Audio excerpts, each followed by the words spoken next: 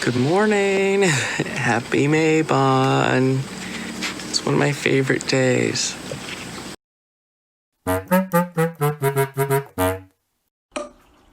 All right, so I think the lighting is terrible, but did I just make it worse? I don't know what I said this morning, but I will say right now, today is one of my favorite days.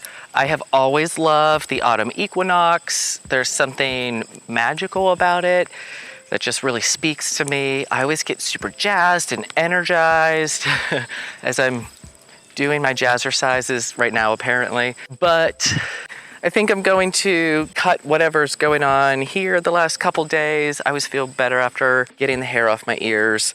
Ever since we really embraced autumn equinox, it together as a family just blew up to become even more of a special day. We have our tradition of going for a hike and harvesting or collecting things to make autumn wreaths out of, and I may put them on the front doors. I don't know, because there's a lot of work around the porch going on, but that's one of the things I'm excited for next year, knowing that I'll be able to hang our autumn wreaths on it. I feel really good today. And we harvest from our garden, so I'm excited to see what's going on there. So I'm just gonna do a little bit of work and then that's it. I'm not quite sure how much of our traditions I'm gonna share, but today's a vlogging day. I ended up getting lost in a project and I was super productive and things were flowing, so I just wanted to ride that flow a little bit. But there's still time for our traditional hike to collect things for our wreaths and harvest from our garden, which I want to do. And ideally, I want to plant my hardneck garlic. As I mentioned before, this year has not been great for learning onions, but I'm going to pull out the rest of these. I think I'm going to give up on the idea of having a late autumn harvest. Really not my thing beyond kale, which I still have from spring, and Swiss chard because I'm a bitter bee. But I have tomatoes that I can pick. Some of the plants are done, and we're just going to let the green ones ripen as they're out here. And then I'm letting some beans have their pods established so I can collect seeds from them. But I know what everyone's here for, which is Corn Watch 2020. And as you can see, the second ear of corn is actually outperforming the first ear. I think we might be onto something here. So I'm gonna let the corn chill out and keep doing its thing for at least a couple more weeks until we have our first frost. I have my trusty Falcos that my handsome husband made sure I have for the garden space last Christmas, and Prudence is here. The other dogs are floating around. I have my garden satchel. Because I was late on my vegetable garden this year, I am still letting the hard squash do its thing. And I was really late for potatoes. I'm gonna wait for the frost to take the tops of the plants. So I'm not harvesting any of those things today in 2 weeks. And I'm feeling jazzed. My Bennington squash. So let's see what I can collect and get to work before we do our hike, and then make sure dinner is started in time.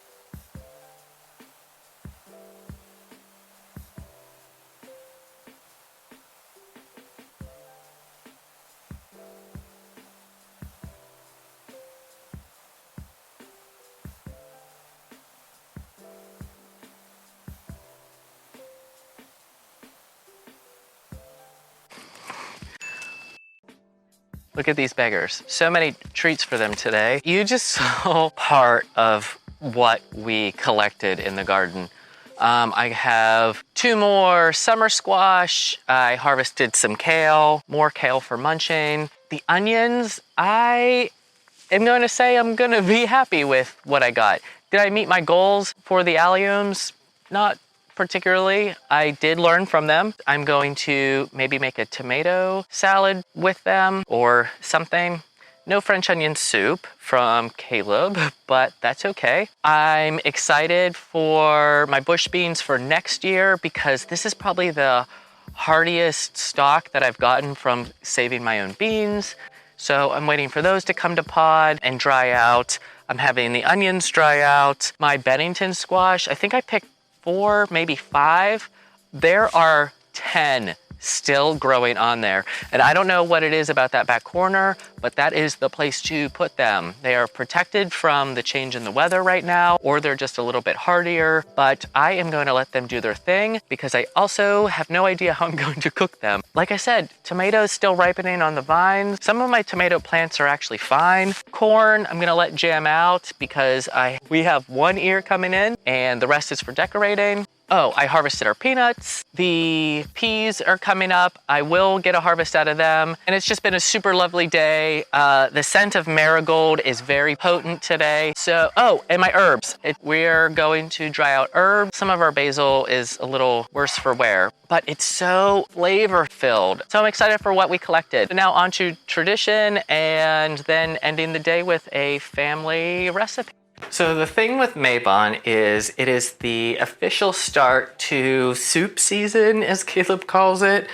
It's his favorite time of year because I'm making a lot of soups in the kitchen. And today I'm going to make one of our most indulgent and favorite soup, which is tomato peanut soup.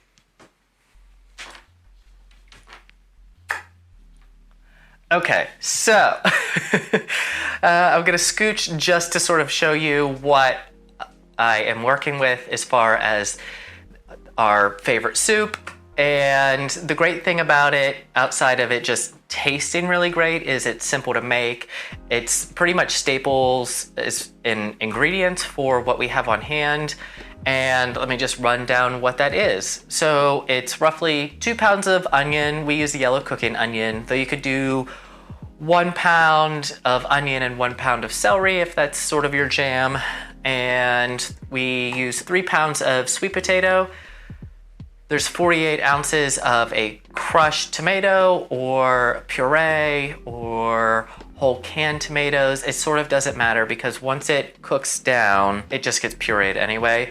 And then there's 16 ounces of your favorite peanut butter. Trader Joe's is probably the best, but our Smucker's is almost as good. And then a little scotch of olive oil, garlic, ginger, cumin, salt, and black peppercorn. I couldn't remember the order. So let me prep some of this stuff and show you how I make it.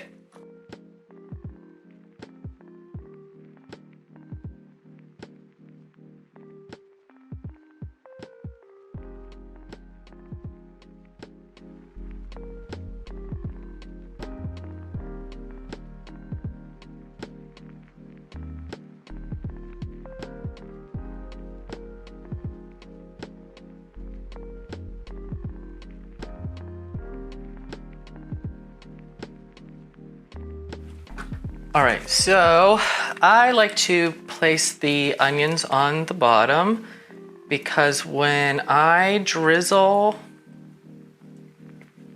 my olive oil, I want it to be about 1/8 of an inch in the bottom of the pan as it cascades down the onion. And I'm going to add my spices right on top.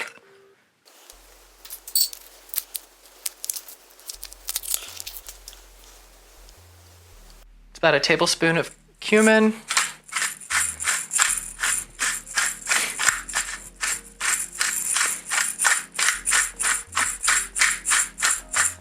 Some healthy turns of peppercorn, and I would say probably about 1 teaspoon of a salt of your choice.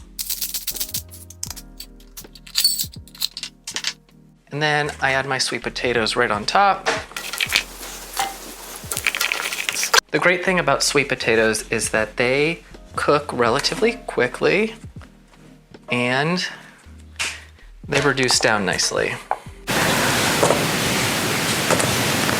You could also peel your sweet potato if that's your thing.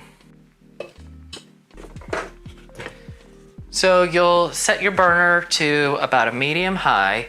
I set my timer for about 15 minutes to help the spices bloom, and then I'm gonna come in and add water later to steam the sweet potatoes.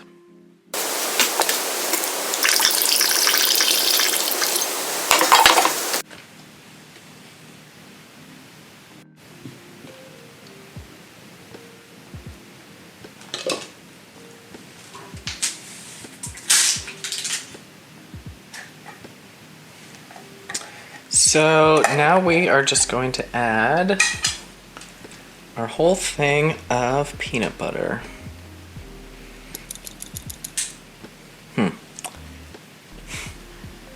Maybe I need some assistance.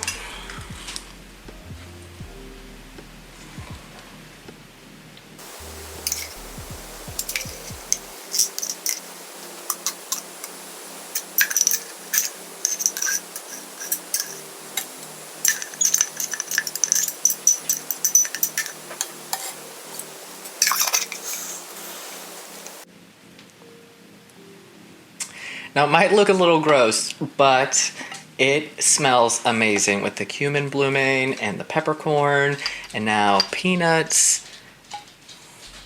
I like to add the peanut in the second stage of add-in just because it allows the peanut butter to get a little bit more malleable as the sweet potatoes continue to cook down.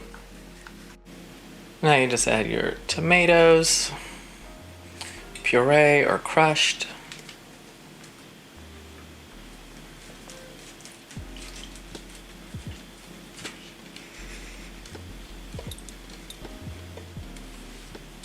And now you reduce it down to a low medium. If not, just maintain a simmer for about 20 minutes.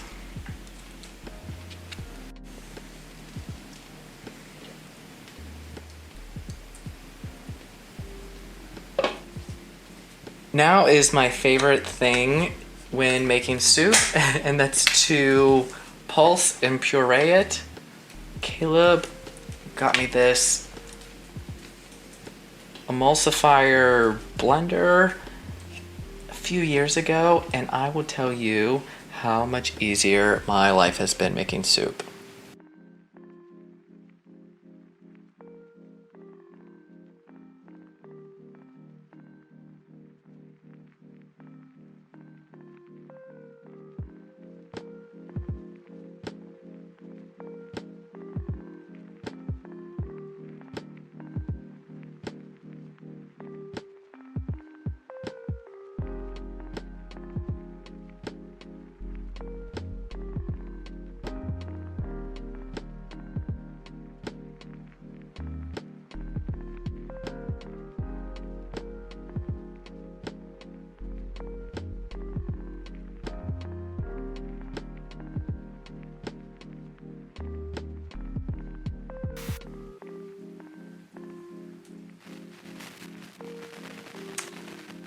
So I will say if you wanted to level up on this soup, you could add some cilantro to garnish.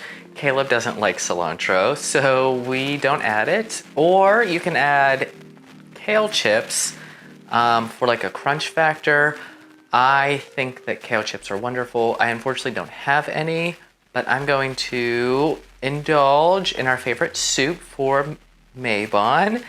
And if you've tried this recipe or have a variation, let me know down below what yours includes. Remember to keep growing from where you are, and I'll share more with you soon. Tschüss!